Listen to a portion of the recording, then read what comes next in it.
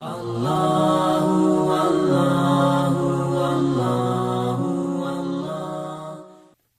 آل عمران کا آغاز ہے۔ سورہ آل عمران مدنی سورت ہے۔ ہجرت کے بعد اس سورہ مبارکہ کا نزول ہوا۔ قرآن پاک کی ترتیب کے اعتبار سے اس کا نمبر 3 ہے، اور قرآن پاک نازل ہونے کے اعتبار سے اس کا نمبر 89 ہے۔ اس میں 200 آیتیں ہیں، 20 رکوع ہیں، 3480 کلمے ہیں، 14520 حروف ہیں۔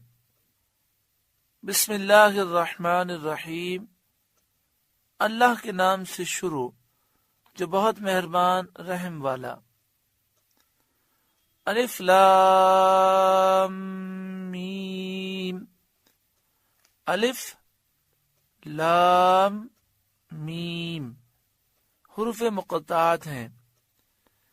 الف سے کیا مراد ہے؟ یہاں لام سے کیا اشارہ ہے؟ میم سے کیا مراد ہے؟ اللہ جانتا ہے، اور اس کی عطا سے اس کے محبوب صلی اللہ علیہ وآلہ وسلم جانتے ہیں۔ یہ راز الہی ہے۔ اللہ لا الہ الا ہو، اللہ ہے جس کے سوا کوئی معبود نہیں، جس کے سوا کسی کی پوجا نہیں۔ الحی القیوم، الحی ہمیشہ سے زندہ ہے، ہمیشہ زندہ رہے گا۔ القیوم دوسروں کو زندگی دینے والا ہے، اوروں کا قائم رکھنے والا ہے۔ مفسرین نے فرمایا کہ سورہ آل عمران کا نزول اس طرح ہوا کہ اس میں 200 آیات ہیں، تقریباً 80 سے کچھ زائد آیتیں ایک ساتھ نازل ہوئیں، اور اس کے نزول کا ظاہری سبب یہ تھا کہ عیسائیوں کا ایک وفد قافلہ نجران سے، عیسائی دنیا کے مرکز سے نبی اکرم صلی اللہ علیہ وآلہ وسلم کی خدمت میں حاضر ہوا۔ یہ 60 سواروں پر مشتمل تھے۔ ان میں 14 سردار تھے اور 3 عیسائی قوم کے بڑے مقتدا تھے۔ ایک عاقب تھا جس کا نام عبد المسیح تھا۔ یہ شخص پوری عیسائی قوم کا امیر تھا، اور اس کی رائے کے بغیر عیسائی کوئی کام نہیں کرتے تھے۔ دوسرا ایہم تھا۔ یہ شخص اپنی قوم کا معتمد اعظم اور عیسائی قوم کی مالیات کا افسر اعلیٰ تھا۔ خورد و نوش اور رسدوں کے تمام انتظامات اسی کے حکم سے ہوتے تھے۔ تیسرا ابو حارثہ بن علقمہ تھا۔ یہ شخص عیسائیوں کے تمام علماء اور پادریوں کا پیشوائے اعظم تھا۔ روم کے بادشاہ اسے بہت بڑا عالم سمجھتے تھے اور اس کا ادب کرتے تھے۔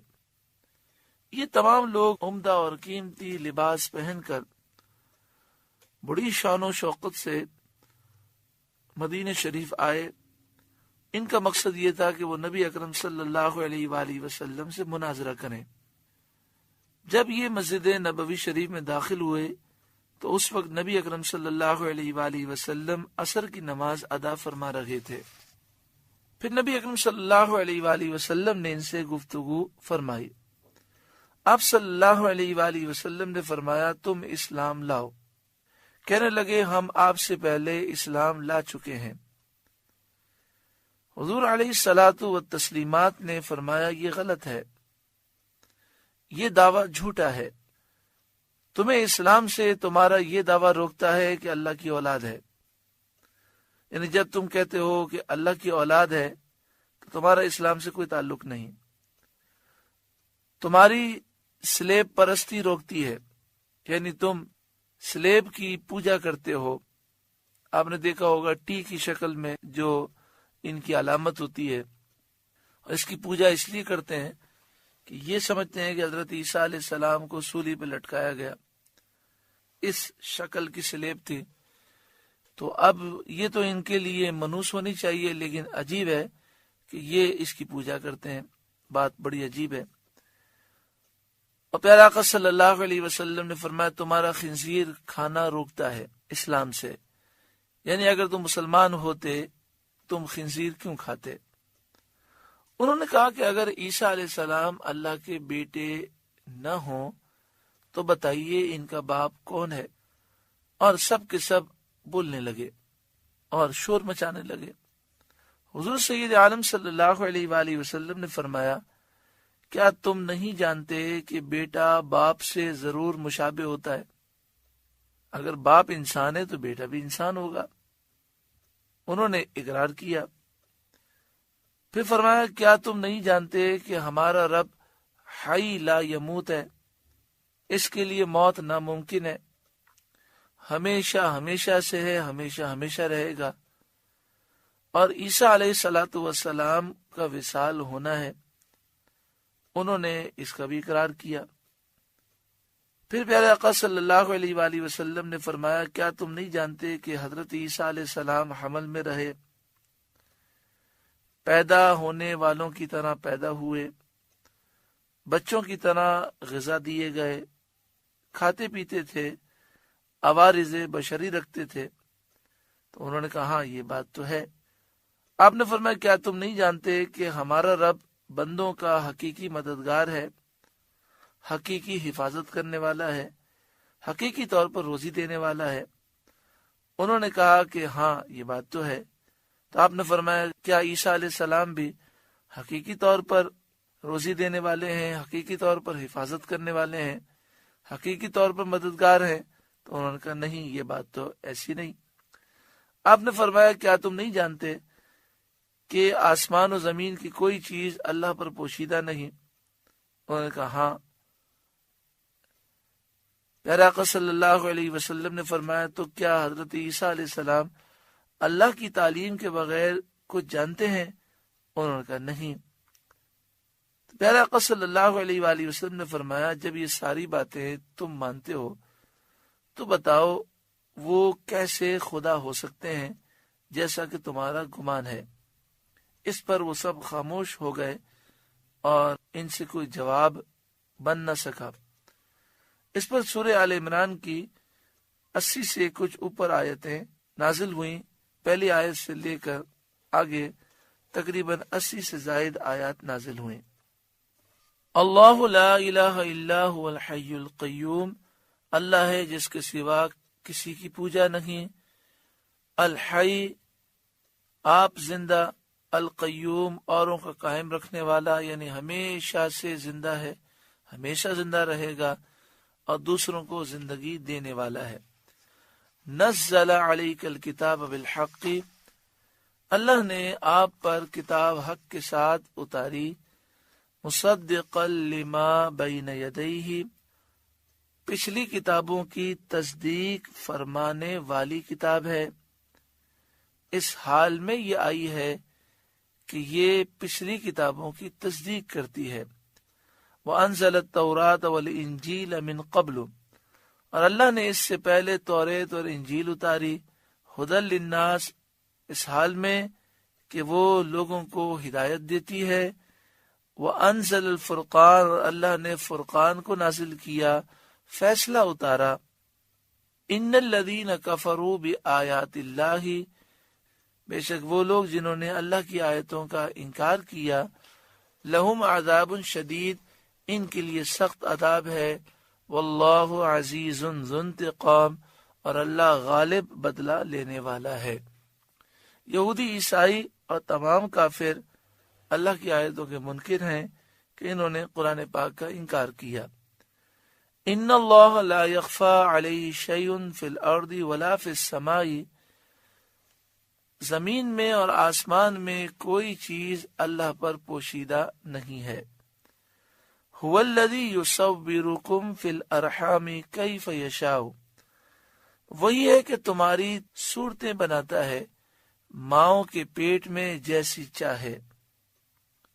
کسی کو مرد، کسی کو عورت، کسی کو گورا، کسی کو کالا، کسی کو خوبصورت، کسی کو بد شکل۔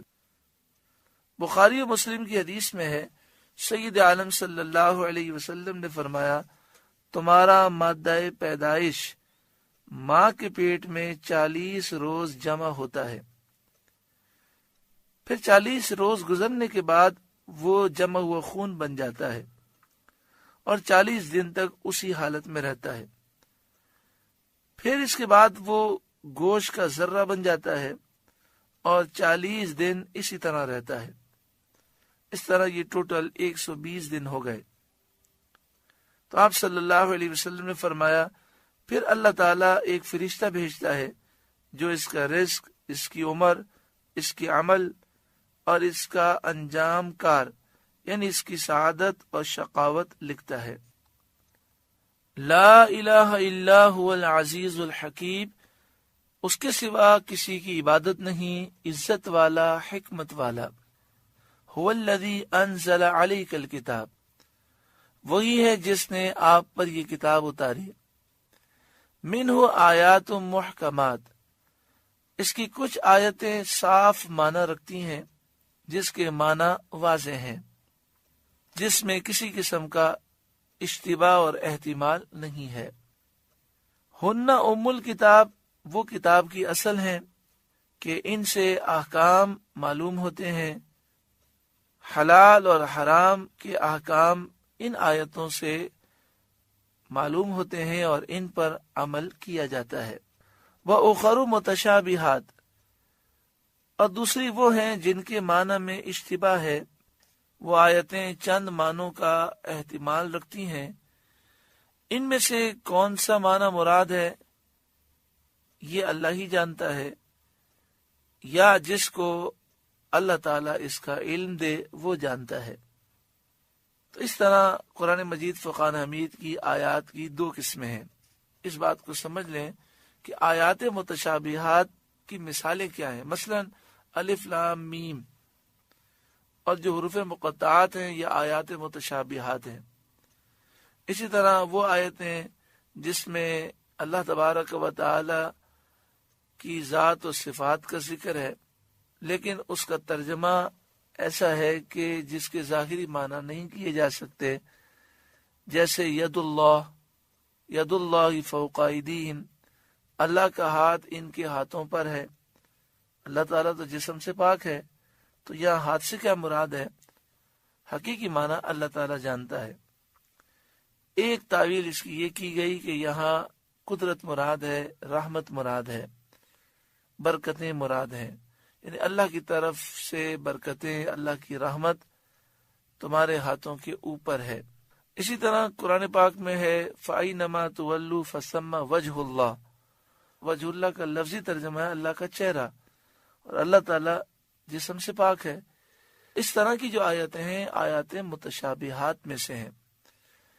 فَأَمَّا الَّذِينَ فِي قُلُوبِهِمْ زَيْغٌ، پس بہرحال وہ لوگ جن کے دلوں میں کجی ہے، زیغن ٹیڑھا پن، جن کے دل ٹیڑھے ہیں، فَيَتَّبِعُونَ مَا تَشَابَهَ مِنْهُ ابْتِغَاءَ الْفِتْنَةِ، تو وہ اشتباہ والی آیات کے پیچھے پڑتے ہیں، ان کے معنی کے پیچھے پڑ جاتے ہیں اور اس کے ظاہر پر حکم کرتے ہیں یا باطل تعویلیں کرتے ہیں، اور وہ اس بات کے اہل بھی نہیں کہ وہ اس کے معنی بتا سکیں۔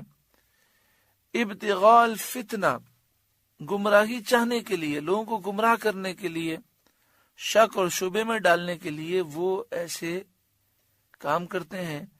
وابتغاء تأویلہ، اور اس کا پہلو ڈھونڈنے کے لیے، یعنی اپنی خواہش کے مطابق اس کے معنی ڈھونڈنے کے لیے، اور وہ معنی بتانے کے اہل بھی نہیں ہے۔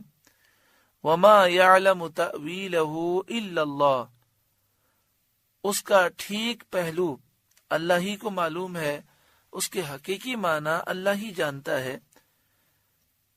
اللہ اپنے فضل و کرم سے جسے چاہے اسے علم دیتا ہے۔ والراسخون فی العلم، اور پختہ علم والے کہتے ہیں، یعنی پختہ علم والے اللہ کی عطا سے مانا جانتے ہیں۔ حضرت عبداللہ بن عباس رضی اللہ تعالی عنہما سے مروی ہے، آپ فرماتے تھے کہ میں راسخین فی العلم سے ہوں، یعنی میں علم میں پختہ ہوں۔ حضرت مجاہد سے مروی ہے کہ میں ان میں سے ہوں جو متشابہ کی تعویل اور معنی جانتے ہیں۔ حضرت انس بن مالک رضی اللہ تعالی عنہ سے مروی ہے کہ راسخ فی العلم، علم میں پختہ وہ عالم ہے جو اپنے علم پر عمل کرے۔ اللہ تعالی ہمیں عالم بعمل بنائے۔ ایک قول مفسرین کا یہ ہے کہ راسخ فی العلم وہ ہے جس میں 4 صفتیں ہوں۔ نمبر 1، اللہ کا ڈر، تقوی، پرہیزگاری۔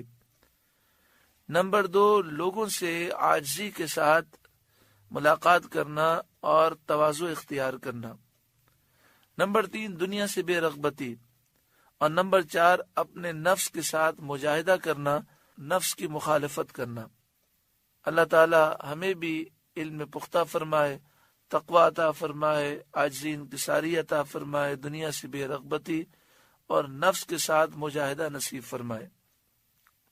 والراسخون فی العلم یقولون، اور پختہ علم والے کہتے ہیں، آمنا بھی، ہم اس پر ایمان لائے، کل من عند ربنا، سب ہمارے رب کے پاس سے ہے۔ آیات محکمات بھی ہمارے رب کی طرف سے ہیں اور آیات متشابہات بھی ہمارے رب کی طرف سے ہیں، جو ان کے معنی ہیں ہم اس پر ایمان رکھتے ہیں۔ وما یذکر الا اولو الالباب، اور نصیحت تو عقل والے ہی مانتے ہیں۔ یہ پختہ علم والے اللہ تعالیٰ کی بارگاہ میں اس طرح دعا کرتے ہیں، ربنا، اے ہمارے رب، لا تزغ قلوبنا بعد اذ ہدیتنا، ہمارے دل ٹیڑے نہ کر بعد اس کے کہ تو نے ہمیں ہدایت دی۔ یہ وہ دعا ہے کہ جو اسے روزانہ پڑھنے کا عادی ہوگا انشاءاللہ ایمان پر خاتمہ نصیب ہوگا۔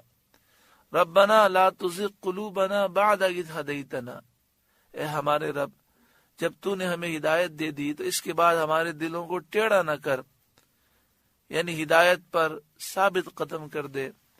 وَهَبْ لَنَا مِن لَّدُنْكَ رَحْمَةً، اور ہمیں اپنے پاس سے رحمت عطا کر، إِنَّكَ أَنتَ الْوَهَّابُ، بے شک تو بڑا دینے والا ہے، بہت دینے والا ہے۔ ربنا، اے ہمارے رب، إِنَّكَ جَامِعُ النَّاسِ لِيَوْمٍ لَا رَيْبَ فِيهِ، بے شک تو سب لوگوں کو جمع کرنے والا ہے اس دن میں جس میں کوئی شک نہیں۔ اے مالک، تو قیامت کے دن سب کو جمع فرمائے گا، تو اس میدان محشر کی شرمندگی سے ہمیں محفوظ فرما۔ ان اللہ لا یخلف المیعاد، بے شک اللہ کا وعدہ بدلتا نہیں۔ اللہ رب العالمین کرم فرمائے، ہمیں میدان محشر کی شرمندگی سے محفوظ فرمائے۔ سورہ آل عمران کا پہلا رکوع مکمل ہوا، اس رکوع کی برکتوں سے اللہ تعالی ہمیں مالا مال فرمائے۔ اللہ اللہ اللہ